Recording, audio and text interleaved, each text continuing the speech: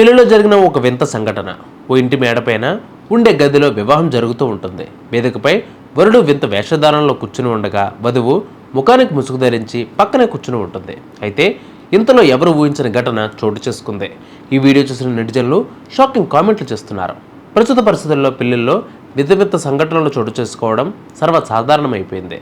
పెళ్లి మండపంలోకి వినూత్న రీతిలో ఎంట్రీ ఇవ్వడం దగ్గర నుంచి ప్రతి ఘట్టాన్ని వినూత్నంగా ఉండేలా ప్లాన్ చేస్తూ ఉంటారు. అయితే కొన్నిసార్లు మాత్రం ఎలాంటి ప్లాన్ చేయకుండానే అనూహ్య సంఘటనలు చోటు చేసుకుంటూ ఉంటాయి.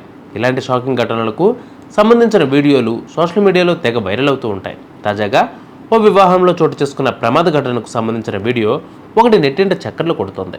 ఈ వీడియో చూసిన నెటిజన్లు వివిధ రకాలుగా స్పందిస్తూ ఉన్నారు.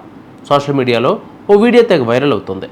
ఓ ఇంటి మేడపైన ఉండే గదిలో వివాహం జరుగుతూ ఉంటుంది. వేదికపై వరుడు వింత వేషధారణలో కూర్చుని ఉండగా వధువు ముఖానికి ముసుగు ధరించి పక్కనే కూర్చుని ఉంటుంది.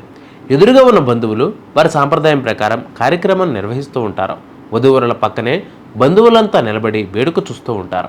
అయితే ఇంతలో ఎవరు ఊహించిన ఘటన చోటు చేసుకుంది. వధువరుల పక్కనే పైకప్పు ఒక్కసారిగా కూలిపోయింది. దానిపై ఉన్న వారంతా కింద పడిపోయారు.